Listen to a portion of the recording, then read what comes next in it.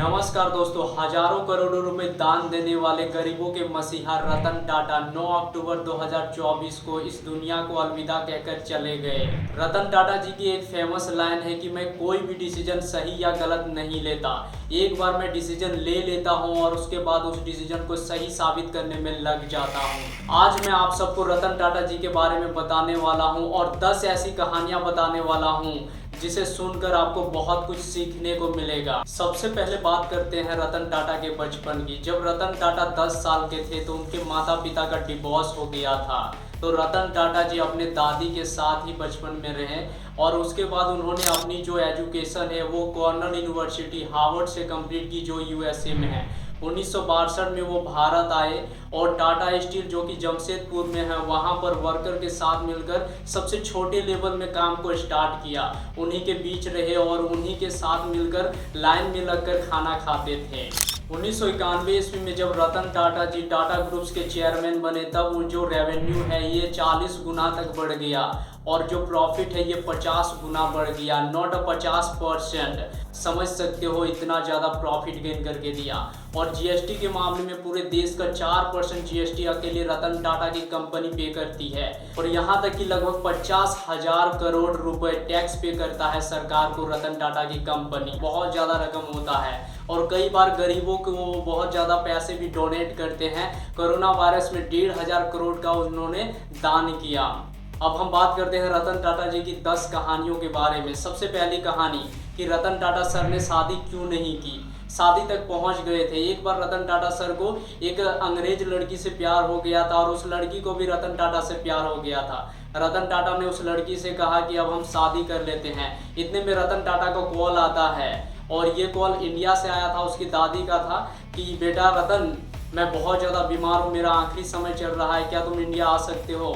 तो रतन टाटा अपना बचपन दादी के साथ ही बिताया था, तो उसने कहा कैसी बात करती हो दादी, मैं आता हूँ आपसे मिलने के लिए। और वो आ जाते हैं और उस लड़की से कहते हैं कि हम इंडिया में चले शादी करते हैं, इसी बहाने मैं तुम्हें अपनी दादी से भी मिला दूंगा। तो रतन टाटा जी वेट कर रहे होते हैं उस लड़की की और वो लड़की आना तो चाह रही थी लेकिन उसके माता पिता उसे इंडिया आने नहीं दे रहे थे क्योंकि वो समय था 1962 का। 1962 में इंडिया और चाइना का वॉर चल रहा था, तो उसके माता पिता ने उसे वहीं पर रोक दिया और उस लड़की का शादी किसी दूसरे लड़के से करवा दिया। जैसे ये बात रतन टाटा को पता चलता है उसे थोड़ा तो बुरा लगता है, लेकिन वो डिसीजन लेता है कि अब मैं आजीवन भर शादी नहीं करूंगा। उसे बहुत सारे लोगों ने कहा कि वही एकमात्र लड़की थोड़ी थी, और भी बहुत सारी लड़कियां हैं, लेकिन रतन टाटा ने कहा कि मैं अपनी लाइफ में लॉयल रहूं। मैंने एक बात कही थी कि मैं शादी करूंगा उसी से करूंगा और मैं अपनी बातों पर पक्का रहना चाहता हूं। दूसरी कहानी है रतन टाटा के दादाजी के पिता की, यानी कि जमशेद जी की कहानी है। ये बात है 1890 की। तब वॉटसन नाम का एक होटल था मुंबई में, जो कि उस समय बहुत ज़्यादा नामी होटल था। तो जमशेद जी टाटा वहाँ पर गए गेस्ट के रूप में वहाँ ठहरने के लिए। उस समय के वो नामी उद्योगपति थे। वो जैसे ही वहाँ पर गए वो उसे एंट्री नहीं मिला और बाहर एक साइन बोर्ड में लिखा हुआ था कि dogs and Indians not allowed. ये बात उसे बहुत ज़्यादा बुरा लगा और उसके बाद जमशेद जी टाटा ने ये डिसाइड किया कि इससे 10 गुना बेटर होटल बनाऊंगा और मुंबई में ही बनाऊंगा। और 1898 ईस्वी में जमशेद जी टाटा ने मुंबई ताज होटल बनाया। तीसरी कहानी है मुंबई ताज होटल अटैक की। 2008 ईस्वी में मुंबई के ताज होटल पर अटैक हुआ। लोगों ने बहुत ज़्यादा गोलियां चलाई, वहां पर आग लग गया, तो इससे बहुत ज़्यादा लोग घबरा गए। किसी लोगों की तो जान चला गया। तो जिसके जिसके जान चला गया उसके घरों में 70-80 लाख रुपए रतन टाटा ने दिए और उसके बाद उसके घर से जितने सारे हॉस्पिटल का खर्च आएगा सब फ्री कर दिया गया। और उनके घर में अगर किसी की शादी हो तो उसका शादी का पूरा खर्चा रतन टाटा जी उठाएंगे और उनके घर में कोई भी लोन हो तो उस लोन को उसी वक्त माफ़ कर दिया जाएगा और हर घर से एक टाटा कंपनी में नौकरी दिया जाएगा। और उसके बाद रतन टाटा ने अपने कर्मचारियों को तो ये सब किया, लेकिन बाहर जो टाटा ग्रुप से कोई लेना देना नहीं था, टाटा कंपनी से, होटल से कोई लेना देना नहीं थे, बाहर चल रहे राही, ठेले वाले, पान वाले, पुलिस वाले, सबके घरों में जो जिसकी भी जाने गए उनके घरों में पैसे दिए गए।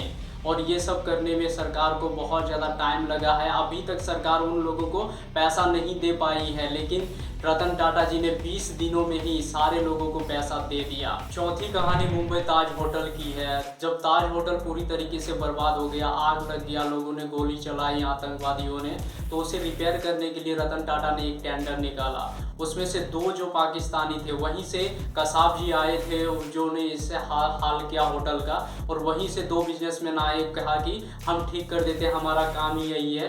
तो अपॉइंटमेंट नहीं लिए थे और डायरेक्ट आकर रतन टाटा के कंपनी में आ गए उसे मिलने के लिए। रतन टाटा के मैनेजर ने उसे बताया तो उसने कहा कि आपको वेट करना पड़ेगा। सुबह से शाम हो गया और लास्ट में रतन टाटा ने कहा कि आपने अपॉइंटमेंट नहीं लिया है तो वो आपसे नहीं मिलने वाले हैं। तो उसके बाद अपॉइंटमेंट लेने के लिए दिल्ली पहुंच गए। उस समय सरकार जो थी, मैं उसका नाम नहीं लूँगा, और उसके बाद वो फ़ोन लगाए रतन टाटा को, कहा कि भाई 2 पाकिस्तान से आए हैं, यही काम करते हैं, रिपेयर करने वाले, आपके होटल को रिपेयर कर देंगे, इन्हें काम क्यों नहीं दे देते हो। अब जो रतन टाटा जी ने कहा आप सबको सुनना चाहिए। रतन टाटा ने कहा तुम बेशर्म हो सकते हो, मैं बेशर्म नहीं हूँ। मैं धंधा पाकिस्तानियों को नहीं दूंगा, दुश्मन देश को धंधा मैं नहीं दे सकता। और 5वीं कहानी है, रतन टाटा जी और उसके जो बिजनेस पार्टनर थे वो मिलकर नासिक में एक मीटिंग के लिए जा रहे थे। तो रास्ते में उसका जो गाड़ी का टायर होता है ये पंचर हो जाता है।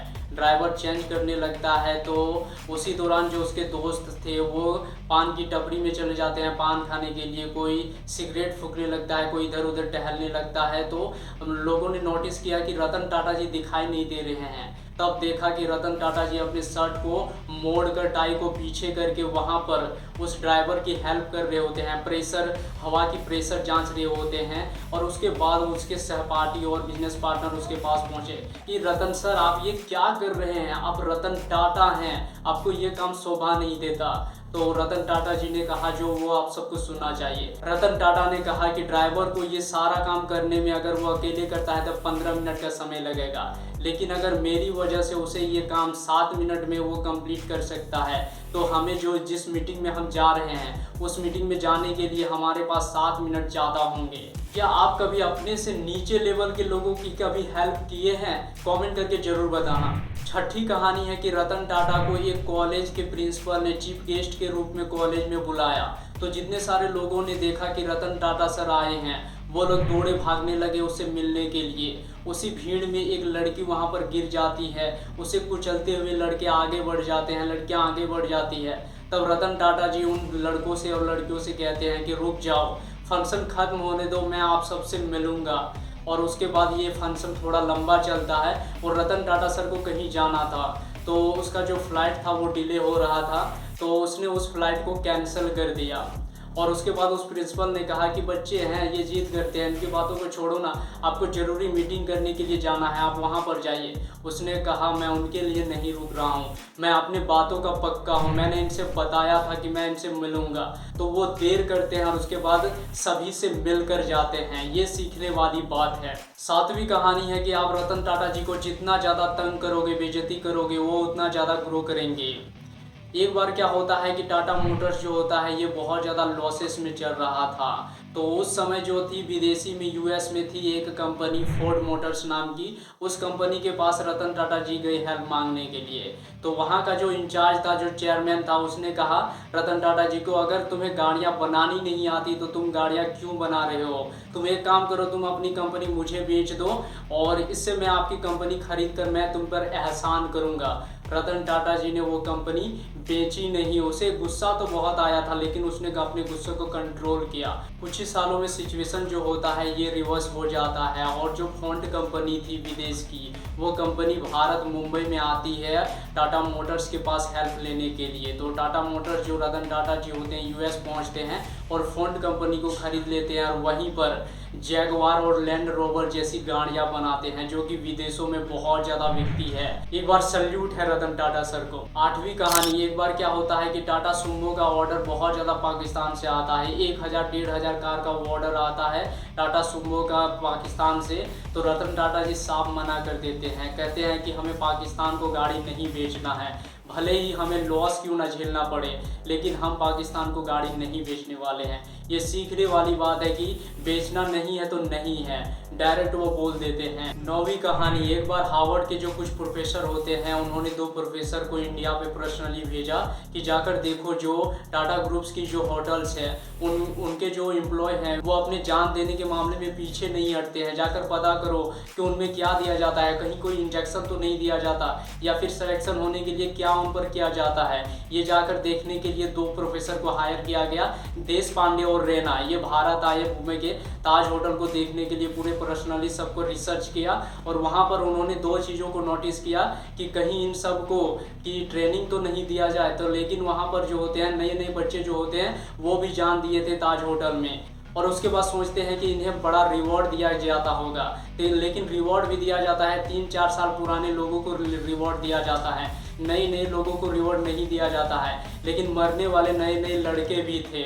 और उसके बाद उस होटल में एक जनरल मैनेजर था जो कि उसका नाम था करमवीर सिंह। उसके जो पत्नी थे और बच्चे थे ऊपर के होटल में, आतंकवादियों ने उसे गोली मार दिया। उसके मरने की खबर उस करमवीर सिंह को मिल गया था, लेकिन फिर भी वो अपने गेस्ट को बचाने में लग गए। कोई मिलिट्री वाली ट्रेनिंग थोड़ी थी यार, मतलब कि कोई बंदा पहले अपनी जान के बारे में सोचेगा ना, उसके बाद दूसरे की इस बारे में सोचेगा। लेकिन होटल में काम करने वाले हर एम्प्लॉय जो थे ना वो अपनी जान के बारे में नहीं सोच रहे थे। वहाँ पर जितने सारे गेस्ट थे वहाँ पर ठहरे हुए थे, उन सबको बचाने के बारे में सोच रहे थे। 10वीं कहानी है, हर फैक्ट्री में वर्कर और सुपरवाइजर के बीच में लड़ाइयाँ होती है। ऐसा ही एक लड़ाई टाटा कंपनी में भी हुआ। जो वर्कर थे वो बोनस की मांग कर रहे थे और सुपरवाइजर बोल रहे थे कि इन्हें बोनस बनता नहीं है। तो दोनों एक दूसरे को मारने लगते हैं। जो वर्कर थे ये सुपरवाइजर को पीटने लगते हैं और सुपरवाइजर जो होते हैं ये वर्कर को मारने लगते हैं। इतने में रतन टाटा को ये बात जैसे ही पता चलता है, रतन टाटा जी वहाँ पर जाते हैं, सुपरवाइजर से बात करते हैं। तो सुपरवाइजर जी कहते हैं कि हम जो है ये बोनस का जो डिसीजन होते हैं हम 4 साल में लेते हैं, तो इन्हें अभी बोनस नहीं मिल सकता। इन्हें हम समझाते हैं लेकिन समझ नहीं रहे हैं। तो रतन टाटा जी कहें कि हमें वर्कर से मिलना है। वो वर्कर जो वहाँ पर प्रोटेस्ट कर रहे होते हैं तो उनके सामने जाकर बैठ जाता है और कहता है कि आप सबको बोनस तो मिलना चाहिए, आप सब ने इस कंपनी के लिए खून पसीना एक किया है। और उसके बाद सुपरवाइजर से बात करते हैं कि आप इन्हें बोनस क्यों नहीं दे रहे हैं। तो सुपरवाइजर कहते हैं कि इन्हें बोनस बनता नहीं है। तो रतन टाटा जी कहते हैं कि मैं कहता हूं कि आप इन्हें बोनस दीजिए।